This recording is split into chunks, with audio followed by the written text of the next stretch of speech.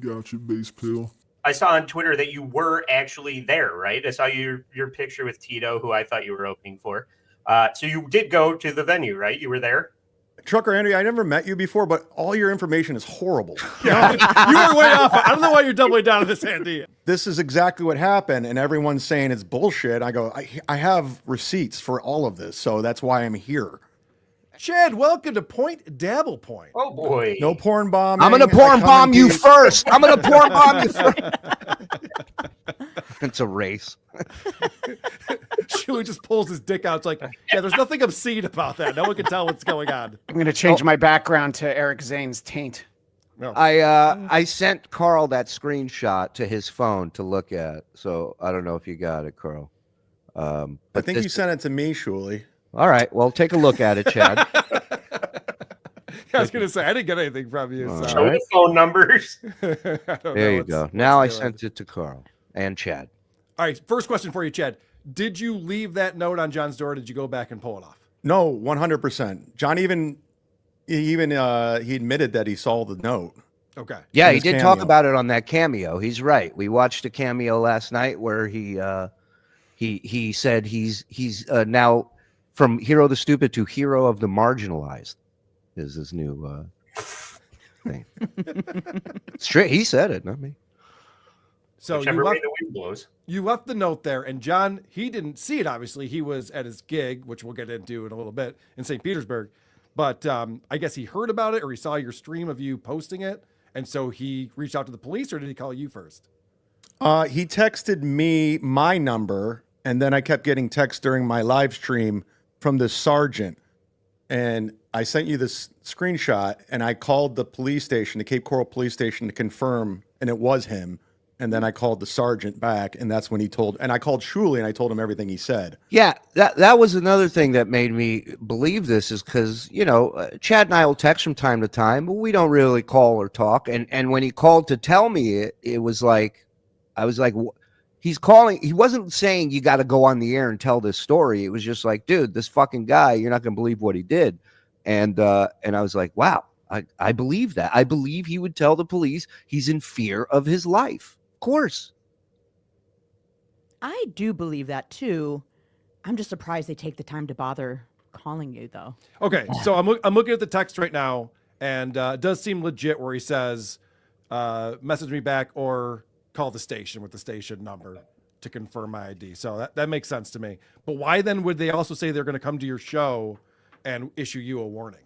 They called the venue. They called to talk to the owner, and they said, we're coming to issue a trespassing warning for Chad.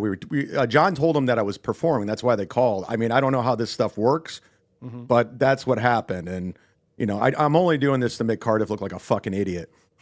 Well, and that's the only reason we want you here, by the way. Can I ask this, Chad? At any point, did RC give you any flack for the benefit gig that John was tossed off? No, he was the one that told me about everything that happened, and he had no idea, and I had to fill him in this corner of the internet. He was not aware. He knew who Stuttering John was from Stern and all that. And RC books like 5 shows in that area, in the Cape Coral area. So John is fucked with this guy completely. Wait, so why is RC upset with John? What did John do to him? Well, he knows John's backstory now, and now this happened, so he's not going to book John on anything if this is the headaches that come with it. Well, also, if you ever heard his comedy, he wouldn't book him on anything. Yeah, that too. A horrible idea. So it's the opposite. RC is anti-John. And so, wow. So that's like 5 rooms. He's not going to be able to work out all this hot new material. Yeah, he's a friend of mine. He's like, he felt bad about the whole situation, but I told him, I was like, it's Stuttering John. This is what he does. He brings chaos and havoc and police. And... Well, in John's defense, though, he didn't get himself kicked off the charity show. Now, you claim that you did that, Chad. No, I didn't get him kicked off. I just reported that he was kicked off. According to my sources, it was Carl Heberger that kicked him off. Yes, I heard those sources as well. I think we've all heard that. We know yes. Carl Heberger. It was actually Carl Hamburger. I saw the emails. Oh, I go with TMZ Zumock and their reporting. So that's accurate. That's credible journalism. Chad, my questions are, I saw on Twitter that you were actually there, right? I saw your picture with Tito, who I thought you were opening for. So you did go to the venue, right? You were there. Trucker Andy, I never met you before, but all your information is horrible. Yeah, you were way off. I don't know why you're doubling down on this, Andy. No, I'm not saying that. I said I thought that. Yeah, and that was, I'm saying that was wrong. Then you said I was opening for Tito Ortiz. Right. Were Let's you clear the air. Were you there though? Is my question. No, I didn't go anywhere near There it. was a picture of you with him there. That's With his Tito bar. Ortiz. Yeah, that's an MMA guy. That's not where the show was. No, we just randomly dead fool said let's go to this place, and we didn't know it was Tito Ortiz's bar in Cape Coral, so we ran into him there. Yeah, Andy, I don't know if you've ever been fired from a job, but you don't go and hang out there after they fire you, you know? In a world where Jeremy Piven is doing stand-up, I thought that Tito Ortiz was doing stand-up. That's a good point. It makes sense. All right, so your claim is that the club then reached out to you and said, Chad, you're off the show because the police are going to come here and warn you about something. That's what they said to me, and what I haven't told anybody, and I'll give it.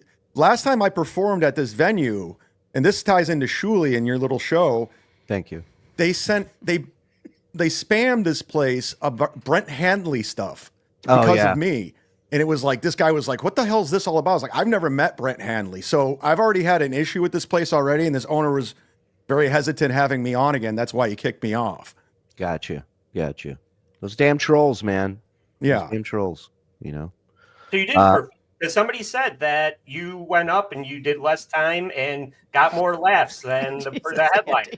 It was what somebody said to me. I know, it's on Twitter, Andy. It's not true. Yeah. Well, no, but I have listen, to ask the sword. I'm asking the sword. Andy's not wrong. Have you seen Tito Ortiz's set? It's not great. Yeah. Andy is telling all of us that Joe Biden gave a great inauguration speech today. You heard it somewhere on Twitter. I just want to get the disinformation. I want to get the facts straight. I appreciate that. Chad, I have another question for you, Chad. You know, you work regularly with Kevin Brennan, and Kevin. I was going to say, this is not good right now. Yeah, Kevin is not a fan of pretty much everybody in every square here on the screen.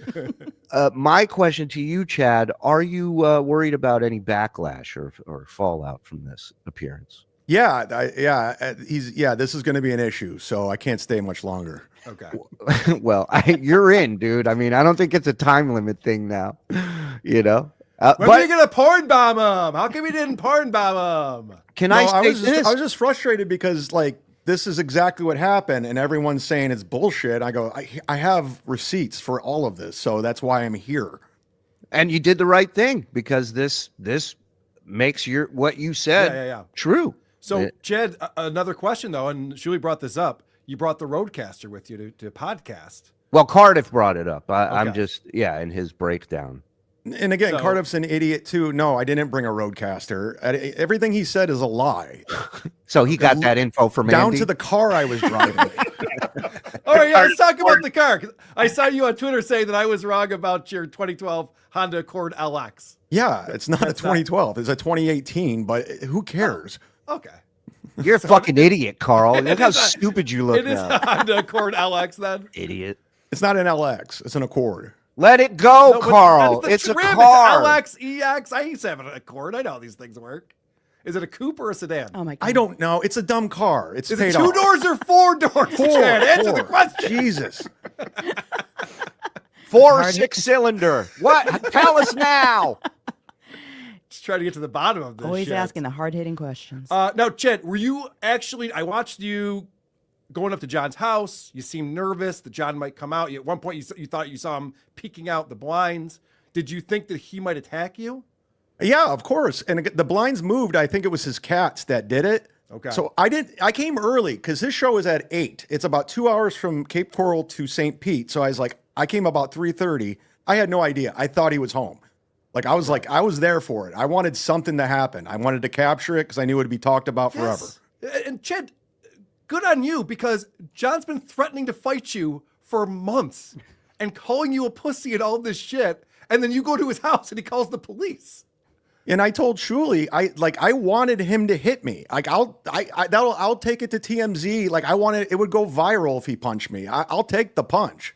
What's Anyone funny could is I take think that punch. I think you both wanted the same thing, so it would have looked like a middle school fight where both of you would be shoulder to shoulder, just walking around in a circle, just going, "You hit me first. You Just hit me rubbing first." nipples. Yeah, I mean, he would. I don't think he would. First of all, he wouldn't even answer the door. He wouldn't even come out if he saw you out there. Or he'd call the He would- police immediately. He'd call the police immediately. He did it for 2 women, and he wasn't even home. They were parked in his driveway waiting to spend the night, and he called the He's trying to cops. fuck. Yeah. Yeah. So of course, but again, what was beautiful about it is that it highlighted that Mr. Hypocrisy Police is the biggest fucking hypocrite of them all, and so full of shit. I never back down. I never back away from a fight. Well, you don't have to when you can call the police. I mean, he's a giant pussy. He also started this shit of going to people's houses. Yes. And he's Or, threatened to just go to for your a little house, Julian. talk. We just want to talk. Right, yeah. And there's gonna be a boxing ring there somehow course. and shit. Yeah, like So- he's mad. He's mad that we played audio of his set, but it's like you didn't have a problem playing my set that Vince recorded. You said it was totally fine. It was a public place. Well, the other thing of note is that he only goes to people's houses when he's sure they're not home. That's Of true. course.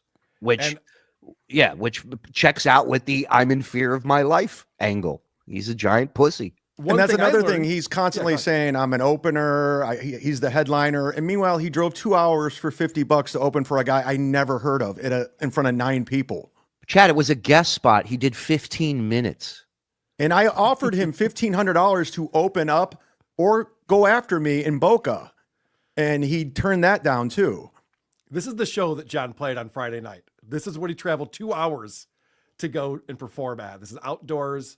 There's, I don't know, maybe a dozen people there. Yeah, Or I mean, so.